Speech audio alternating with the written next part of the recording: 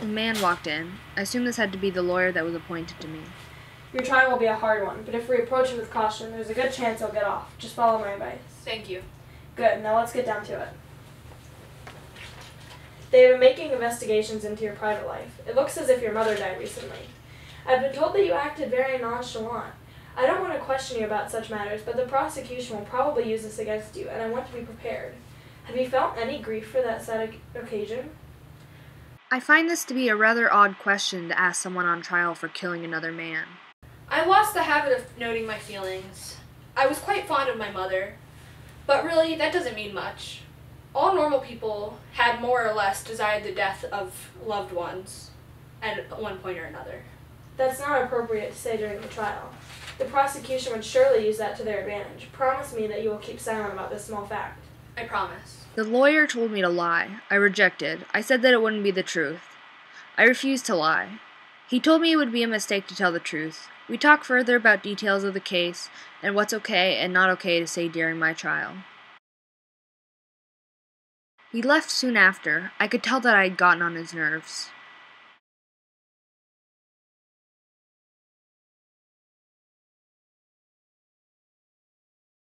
They woke me up early in the morning. I was conveyed to the law courts in a prison van. The judges aren't here yet.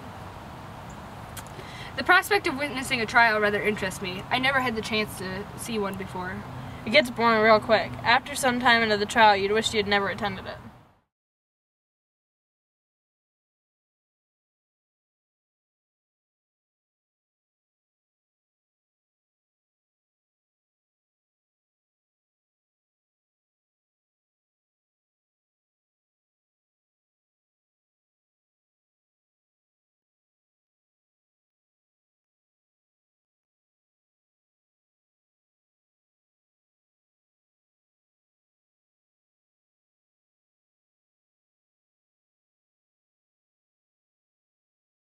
The heat was unbearable. The prosecution kept bringing up topics that I assumed would have had no connection to the trial.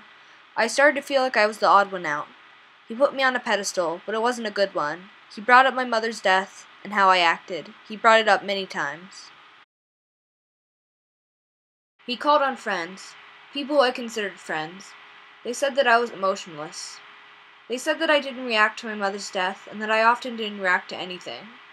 This just made my feelings of solitude all that much worse. The warden spoke of my emotionlessness at my mother's funeral, how I had not wanted to see the body. The doorkeeper spoke of my drinking of coffee and how I smoked a cigarette. Thomas Perez spoke of my lack of tears at my mother's funeral. Marie provided proof that we had gotten together the day after my mother's funeral. And Raymond, he just didn't help at all. In short, I accuse the prisoner of behaving in a way at his mother's funeral that showed that he was already a criminal at heart.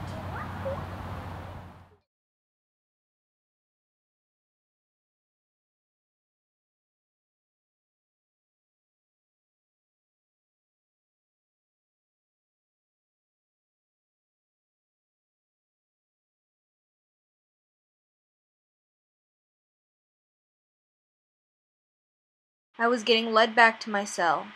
What awaited me was a night of easy, dreamless sleep.